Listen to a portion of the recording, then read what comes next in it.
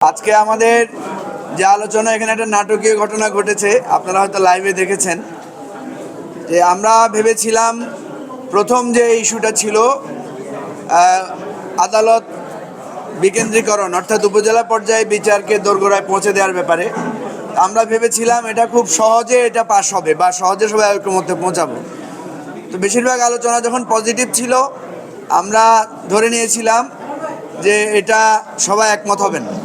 হঠাৎ করে আমরা দেখলাম কয়েকটা দলের পক্ষ থেকে এটার বিরোধিতা করা হলো। তখন আমাদের সভাপতি জিজ্ঞেস করলেন যে এটা কি আপনাদের জোটের সিদ্ধান্ত কিনা, যে আপনারা এই প্রস্তাবের বিপক্ষে। কারণ ওনারা আগে এই প্রস্তাবের পক্ষে ছিলেন।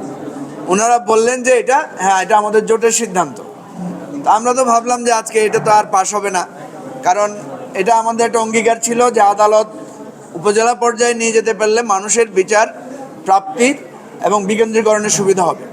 তো সর্বশেষ যখন বিএনপির সালাউদ্দিন আহমেদ বক্তব্য রাখলেন, তখন আমরা দেখলাম যে উনি নাটকীয়ভাবে পুরো বিষয়টাকে, প্রস্তাব যেভাবে দেওয়া হয়েছে সেটাকে উনি ব্যাখ্যা করে উনি এটাকে সমর্থন দিলেন। অর্থাৎ আমাদের এই প্রথম প্রস্তাব যেটা ছিল উপজেলা পর্যায়ে আদালত স্থানান্তর করা, সম্প্রসারণ করা এবং দোরগোড়ায় বিচার পৌঁছে দেওয়ার ব্যাপারে আমরা ঐকমত্যে পৌঁছেছি। প্রথমে আমরা ভেবেছিলাম যে বিএনপি তার জোট এটার বিপক্ষে থাকবে এবং সেরকমই একটা লক্ষণ ছিল।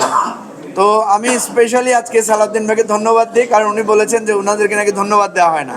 তবে একটা কথা, বিএনপি বারবার বলছে যে ওনারা প্রচুর পরিমাণে স্যাক্রিফাইস করেছেন আমাদের আলোচনা। আমি যেটা বলেছি সালাউদ্দিন ভাইকে ধন্যবাদ দিয়ে, যে বিএনপি 31 দফায় এই উপজেলা পর্যায়ে বা অর্থাৎ বিকেন্দ্রীকরণের কথা ওনারাই বলেছেন।